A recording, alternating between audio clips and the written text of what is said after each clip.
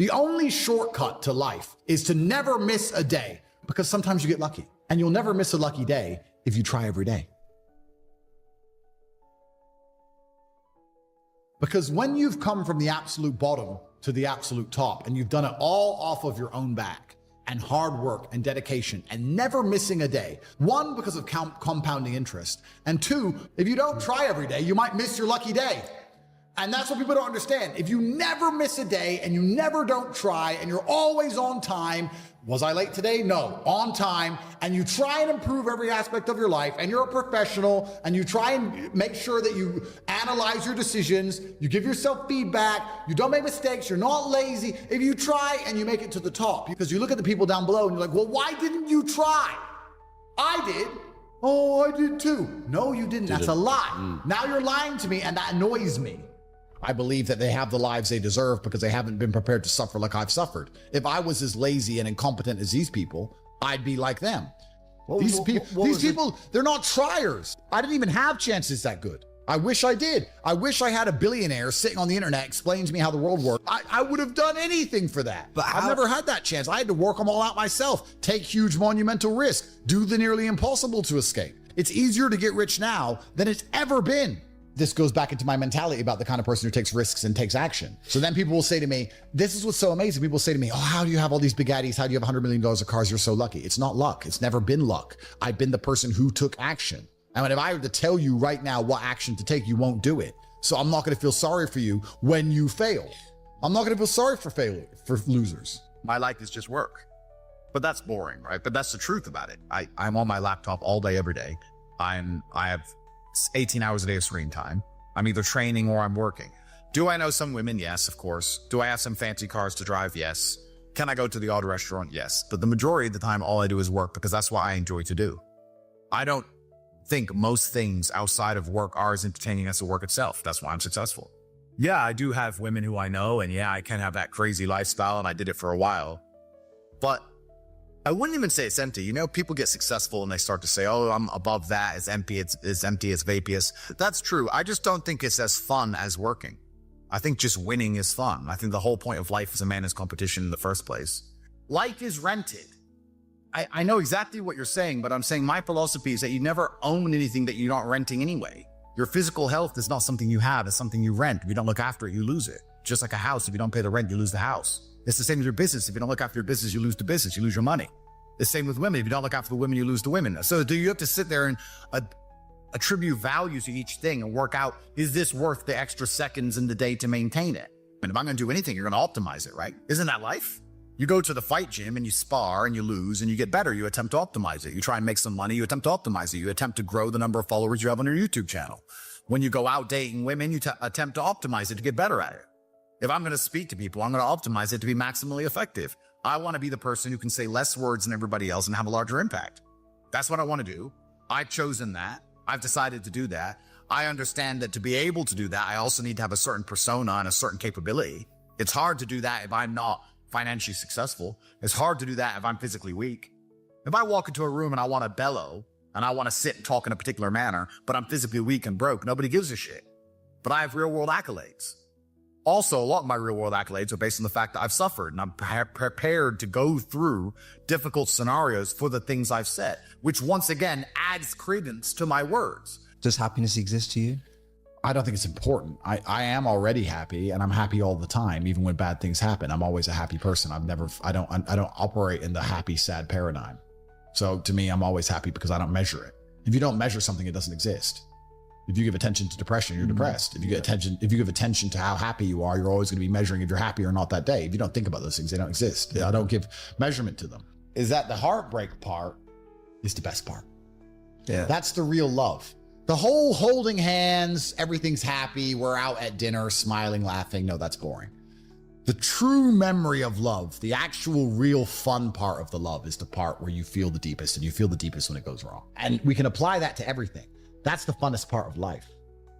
Funnest part of life. It's never fun at the time, but in retrospect, when you want to use hindsight and analyze your entire life via the lens of your mind, when you go back in time, those bad times are the best times. Because I believe as a man, chasing happiness is probably the most asinine thing you can do. It's the easiest way to lose as a man is to chase happiness. What will make me happy is not how you win as a man. How you win as a man is, I don't care how I feel, what must be done.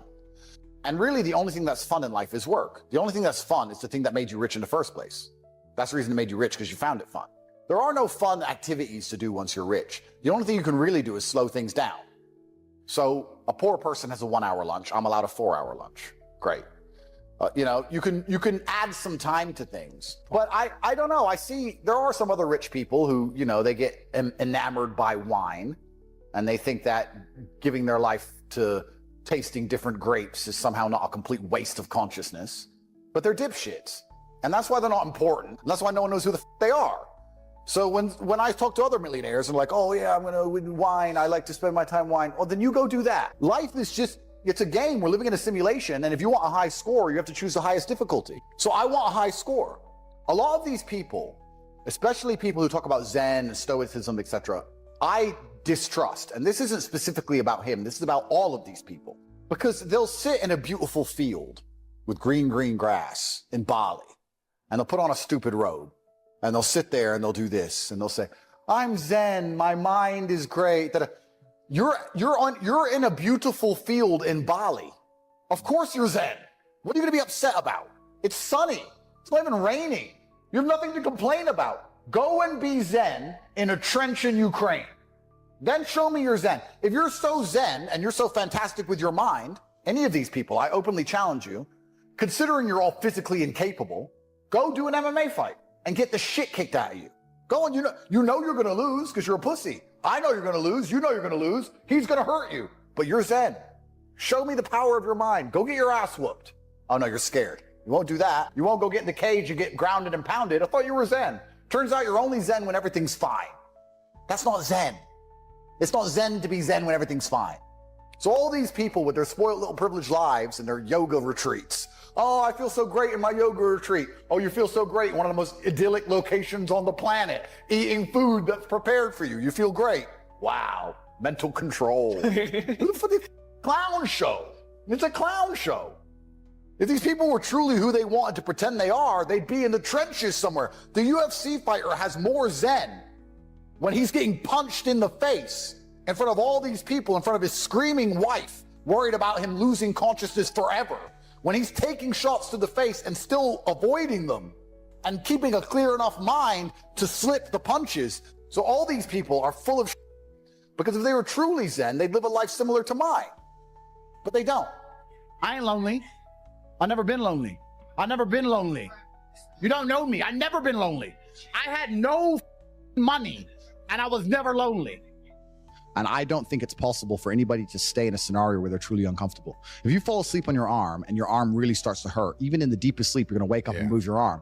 If you sit there and your life has been in a rut for 7 years, you are semi-comfortable in that rut. Sure, there's days you're pissed off. Sure, you're semi-annoyed by it. But there's also days where you just play video games, eat pizza, and you're kind of cool with it and it's no big deal. If you were truly unhappy and uncomfortable and discontent with your scenario, you wouldn't be in it. When I was broke, I couldn't sleep. Please understand me. When I was broke, I couldn't sleep. I'd be trying to go to bed thinking, these people have Ferraris. I want a Ferrari. I couldn't sleep. I just understood that there was a version of reality that I had yet to experience. I saw my parents struggle to pay the bills, and I saw my friends struggle to pay the bills, and I saw everyone around me unable to eat, and then I saw certain people with $500,000 cars, and I understood there must be a different version of reality. There must be a version of making money, a version of banking, of finance. There has to be a different world. This world I'm in, everyone's poor, this is garbage. That world, I can see people are living a reality that I can't even fathom. I'm under the mentality that you are exactly not where you deserve to be.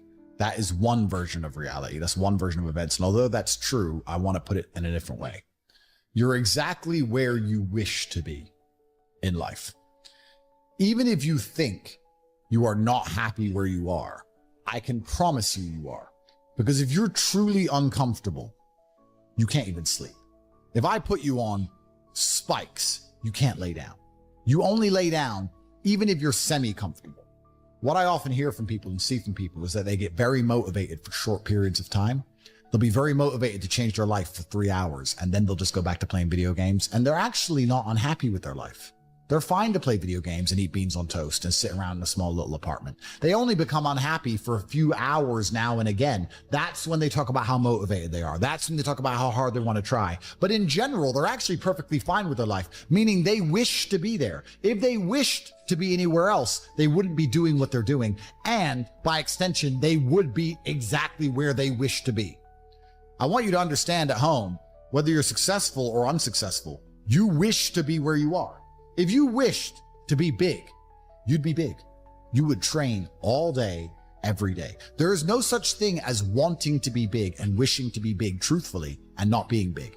If you say to a man, do you want to be bigger? They'll all say yes. But do they really wish for it? Oh, you'll take it for free. Well, you'll take anything for free. You'll take a Toyota Corolla for free, but you won't buy one. Taking something for free is very different than going out there and earning it and paying for it. They're very different things. So you're as big as you wish to be. You're as rich as you wish to be. You live where you wish to live. Because truthfully, when you wish for something with all of your heart, never in history has the universe or God failed to give it to you. Anything you've ever truly wished for in your entire life, you have gotten 100% of the time. So then the logical extension of this mindset is you have to analyze and decide, one, why you wish to be where you currently are. Why? And two, if you want to change that, where you actually genuinely wish to be. Because you have to make sure you really want it. Everyone will say they want to have $100 million. Everyone will say it, but it's not true. And if you don't wish for it, you're never going to get it. And in fact, you won't even elevate from your current position unless you're more realistic with your wishes. Say, I don't want 100 million. I just want 1 million. That's my advice.